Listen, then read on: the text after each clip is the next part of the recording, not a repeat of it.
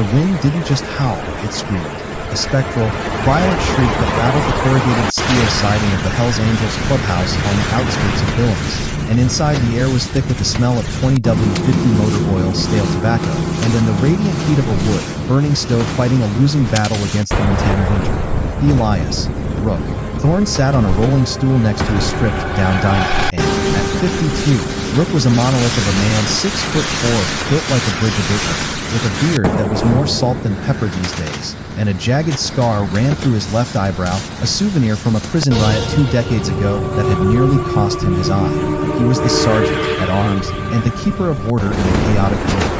His hands, stained permanently with grease and ink, gripped a wrench with surgical precision. The silence in the room was heavy, and shared only by 3 other brothers: Dutch, a bald giant polishing a knife; Sparky, the club's tech wizard who looked more like a hacker than a biker; and Breaker, a young prospect sweeping the floor. Then came the sound, not the wind. A thud. It was weak, barely audible over the storm, and a rhythmic pounding against the reinforced steel security door. Rook stopped turning the wrench. His gray eyes narrowed. Breaker, check the cam. And the prospect looked at the monitor. Screens white out. Rook. Snows plastered the lens. Rook sighed, the sound like a compressor leaking air. He stood up, and his knees popping, and walked to the door. He didn't expect trouble. Nobody came out in this weather unless they were dying or crazy, but he rested his hand on the hammer of the .45 tucked in his waistband anyway. Old habits kept you alive, and he threw the heavy bolt and shoved the door open against the wind.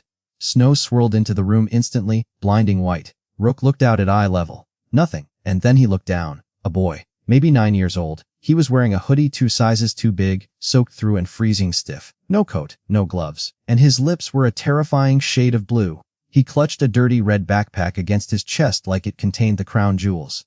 His eyes, huge, terrified, and desperate, and locked onto Rook's. "Help!" the kid whispered. The wind stole the word, but Rook saw it. Rook didn't ask questions. He reached out a hand the size of a bear paw, and grabbed the kid by the back of the hoodie, and hauled him inside, slamming the steel door against the blizzard. The clubhouse went silent. Dutch stopped polishing, and Sparky looked up from his laptop. "Easy, kid," Rook rumbled, his voice deep and gravelly. He grabbed a wool blanket from the couch and draped it over the boy, and the kid was shaking so hard his teeth clicked together like dice. "You're safe, warm-up." The boy looked around the room at the skulls on the walls, and the massive motorcycles, the scarred men in leather vests with the death head patch. Most people would have run.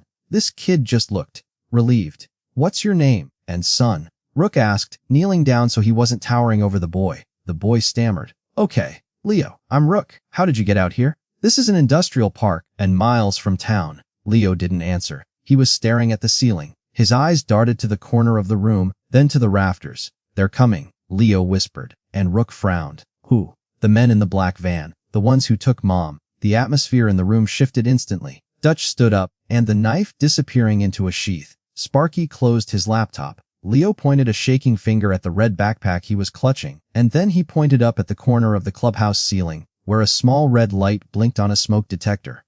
"There's a camera up there," Leo said, and his voice trembling but clear. Rook looked at the smoke detector. "That's just a sensor, kid?" "No," Leo said, shaking his head frantically. "Not that one, and this one." He unzipped the front pocket of his backpack. "There's a camera in here. My dad's old trail cam. It has a GPS tracker. I turned it on so they couldn't lose me, but now I think they used it to find me." The room went dead silent, and, Leo added, looking Rook dead in the eye, Hutzlev streaming, and every biker in the clubhouse froze. If the kid was right, whoever was chasing him wasn't just tracking him, and they were looking right into the Hells Angels clubhouse, right now through the mesh of that backpack. Rook stood up slowly. He looked at Sparky. "Kill the Wi-Fi, and jam everything. Now." Sparky scrambled. Rook looked back at the door. Rook commanded, his voice low and dangerous. "Dutch, get the shotgun. Breaker, and kill the lights. We aren't alone out there." The wind howled outside, but now it sounded different. It sounded like a countdown, and, before we find out who is hunting this child, smash that like button, hit subscribe, and comment down below what state you're watching from. And now let's get back to the story. Rook moved with practiced efficiency. He didn't run. Running was for prey. He stalked to the window, and peering through the slats of the blinds. The snow was a curtain of white chaos, visibility less than 10 feet. But out there, in the darkness of the industrial lot, and he saw it. 2 beams of light cutting through the snow. Then 2 more, Rook called out. SUVs, expensive ones? Not cops? And Sparky had the backpack on the workbench. He was dissecting the device Leo had shown them. Holy hell, Rook. This isn't a trail cam. And this is military-grade distinct surveillance tech. This kid's dad, who was he? Rook turned to Leo, who was sitting near the wood stove and sipping hot water from a dirty mug. Leo, who is your dad? He died last year, Lee said, his voice small. He worked in security for Mr. Vane, and Dutch cursed under his breath. Vane, as in Julian Vane, the logistics guy. Rook knew the name. Julian Vane owned half the warehouses in Billings. Legit on paper, but the street whispered about what moved through his shipping containers, people, weapons, things that shouldn't exist. If Vane was involved, and this wasn't a domestic dispute, this was war. Why are they chasing you, Leo? Rook asked gently. Leo's lip trembled. I was in the back seat. Mom didn't know I was there, and she went to meet Mr. Vane to get her check. He hit her. Then 2 men put her in van. I filmed it. I filmed it all on this. He tapped the backpack. Then I ran. And Rook's jaw tightened until a muscle popped. This kid had witnessed a kidnapping, maybe a murder, and had the evidence in his bag. And he had run 3 miles in a blizzard to the only place he thought might be tough enough to hold the line. They aren't just coming for the kid, Dutch said, racking the slide of his shotgun. They're coming to scrub the site. If the thought of a child having to run for his life in a blizzard makes your blood boil, and hit that like button right now. Sparky, can you pull the footage? Rook asked. Already on it. But Rook. And the signal was pinging our location for the last 10 minutes before I kid. They know he's here. And they know we're here. Good? Rook growled. Let him come. And he turned to the crew. 4 men. Against a professional cleanup crew. The odds were trash, but Rook had fought with worse. We need to call it in, Breaker said, and looking nervous. Call the cops. Rook looked at the prospect. Think, kid. Vane owns the logistics for the city, and half the precinct works private security for him on the weekends. We call 911, and who shows up? Maybe a good cop. Maybe one on Vane's payroll who opens the door for them, and we can't risk it. So we go roguey. Dutch grinned, a predator baring teeth. We go smart, Rook corrected. We hold the fort. I know one cop we can trust, and Detective Vance. She hates Vane. Rook pulled a burner phone from a drawer. He dialed a number from memory. It rang 4 times, and this line is for emergencies only. A tired female voice answered. Sarah, it's Rook. Silence on the other end. Then, Rook, I told you, and unless you have a body or a confession, don't call. I got a witness. A kid. And I got Julian Vane's hit squad outside my clubhouse in a blizzard. And what? The tiredness vanished from her voice. You want Vane? I got him on a platter. But I need you here, not patrol. You. And anyone you trust with your life. And I'm 40 minutes out, Rook. The roads are closed. The highway is a parking lot. You got 40 minutes, Rook said, and looking at the security monitor where shadows were moving in the snow. If you're late, bring a coroner. He hung up. 40 minutes, Rook announced, and, while hold for 40 minutes, he looked at Leo. The boy was watching him, eyes wide. You scared, Leo? Rook asked. Yes, the boy admitted, and Rook walked over and knelt down. He took off his leather vest, the cut that meant everything to him, and draped it over the boy's shoulders, and the heavy leather swallowed the small frame. This vest has kept me safe through hell and back, Rook said softly. Now it's yours for the night, and nobody touches a Hell's Angel. And tonight, you're with us. You understand? Leo nodded, gripping the leather lapels. I understand. Dutch, and take the kid to the safe room in the basement. Lock it from the inside. Do not open it unless you hear my voice or Sarah's. Dutch nodded solemnly. Come on, little man, and let's go look at some old comic books I got stashed. As Dutch led Leo away, the lights cut out. The hum of the refrigerator died, and the clubhouse plunged into pitch blackness. Powers cut, Sparky whispered. Night vision? Rook said. They're making their move. Rook moved to the weapons locker, and he pulled out a heavy chain and an axe handle. He preferred the personal touch in close quarters. Gunfire attracted attention. Blunt force solved problems quietly, and he could hear the glass breaking in the rear mechanic bay. The wind howled through the breach. Breaker, watch the front. Sparky, get to the loft with the rifle, and I'll take the bay. Rook moved into the darkness of the garage, where the half-assembled bikes stood like metal skeletons. The temperature was dropping fast, and he slowed his breathing, listening. The sound of boots crunching on glass. Voices, professional, clipped. Target is inside. No witnesses. Burn it down when we're done. And Rook hid behind a stack of tires. He saw 3 silhouettes moving tactically, sweeping the room with green laser sights. They wore balaclavas and tactical vests. And these weren't street thugs. These were mercenaries. One of them moved a door leading to the main room. Rook waited. He counted the heartbeats. A 1, 3, and he stepped out from the shadows. If your adrenaline is pumping right now, drop a comment saying, OLDTHE Lun, to show you're with Rook. The mercenary turned, but Rook was faster. The axe handle swung with the force of a falling tree, connecting with the man's tactical helmet with a sickening crack, and the man dropped without a sound. Contact rear. The second man shouted, spinning around. Rook didn't stop. He tackled the second man, driving him into a tool chest, and metal clattered everywhere. The mercenary tried to bring his rifle up, but Rook jammed his thumb into the pressure point in the man's neck. The guy gasped, and his arm going limp. Rook headbutted him hard and the man slumped. The third man fired. Pop, pop, pop, suppressed shots. Bullets sparked off the frame of a Harley Softail, and Rook rolled behind a lift. Give us the boy, the voice called out, cold, devoid of humanity, and we walk away. You walk away in a hearse. Rook growled back. Suddenly, and the front door exploded inward. A breaching charge. Rook heard Breaker shout, then the sound of a struggle. They were coming from both sides. Sparky, Rook yelled, and from the loft above, a single shot rang out. The mercenary in the garage took a round to the leg and went down screaming. Sparky was a hunter before he was a biker, and Rook scrambled up and ran into the main room. It was chaos. Two more attackers were wrestling with Breaker. One had a knife. Rook roared, a primal, terrifying sound, and launched himself. He grabbed the man with the knife by the back of the vest and hurled him across the room. The man crashed into the wood stove, and screaming as the hot iron burned him. The leader of the group, a tall man with a scar across his lip, stepped through the broken front door, and he held a pistol leveled at Rook's chest. Game over, biker. The leader seared. Where is he? Rook stood tall, chest heaving, blood dripping from a cut on his forehead, and he didn't flinch. Over my dead body. That can be arranged. The leader tightened his finger on the trigger. The leader frowned. He pulled the trigger again. Click. And, you forgot about the cold, Rook said, a dark smile spreading across his face. Gas-operated semi-autos jam in sub-zero if you use cheap grease. And, should have brought a revolver. The leader's eyes widened. He fumbled for a backup weapon. Rook closed the distance in 2 strides.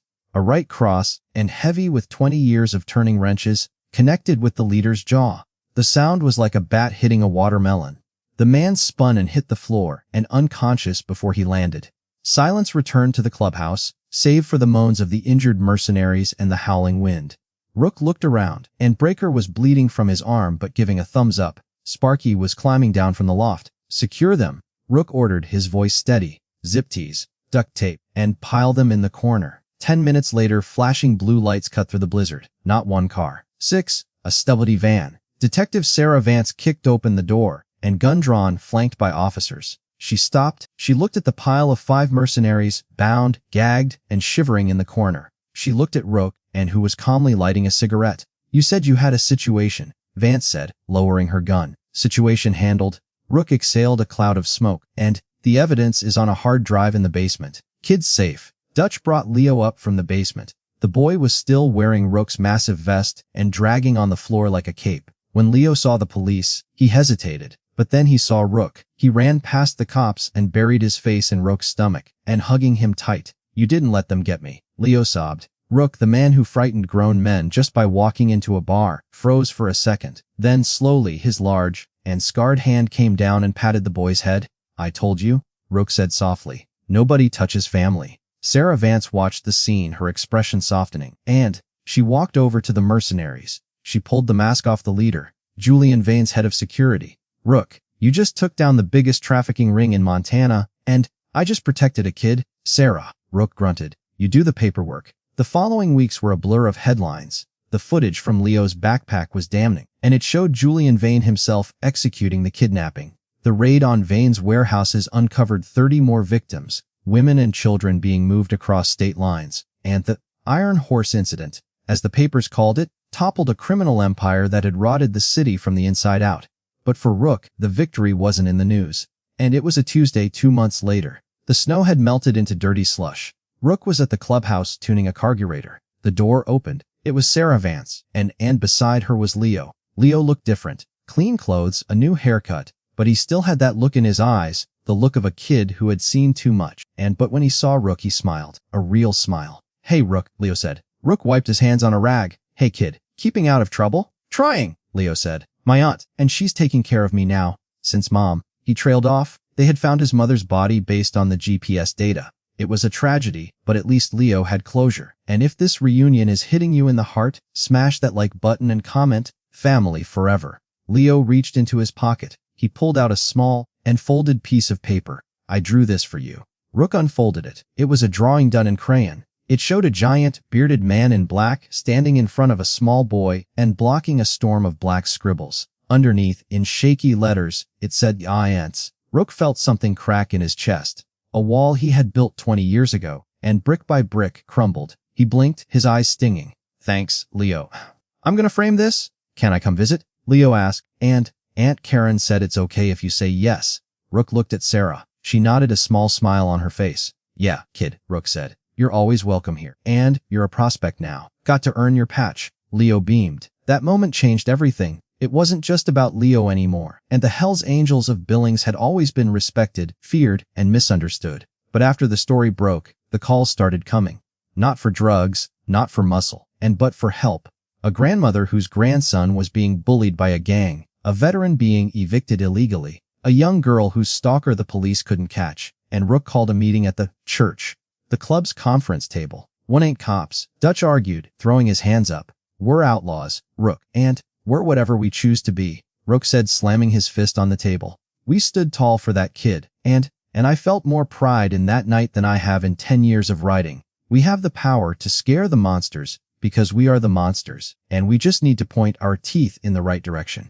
The vote was unanimous. Over the next year, the Iron Horse crew became a legend in the underground, and they didn't work within the law, they worked beside it. They established the Low Protocol, a secure line for children in danger, and they helped 63 veterans find housing by convincing slumlords to reconsider evictions. They escorted battered women to court and lining the hallways with leather and silence so their abusers couldn't intimidate them. They became the guardians of the forgotten. 6 months later, late spring, and Rook was riding down Highway 90, the sun setting in a blaze of orange and purple. The wind was warm now. He felt the vibration of the engine in his bones, and the freedom that only 2 wheels could give. His phone buzzed in his vest pocket, the special ringtone. The Leo Protocol line. Rook pulled over to the shoulder, and gravel crunching under his tires. He killed the engine and answered. "Talk to me," Rook said. Is this the giant?" A small, terrified voice asked, and a girl this time. Rook looked at the sunset. He thought about his past, the prison cell, the violence,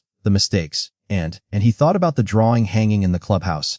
"Yeah," Rook said, his voice gentle but firm as steel. "This is the giant. Where are you, sweetheart?" "And I'm hiding," she whispered. "He's coming back. Stay on the line," Rook said, firing up his engine. The roar was deafening, a promise of thunder coming to the rescue. "And I'm on my way, and I'm bringing friends." If this story moved you, hit subscribe, smash like, and share this so more people hear about the courage it takes to stand up for the innocent.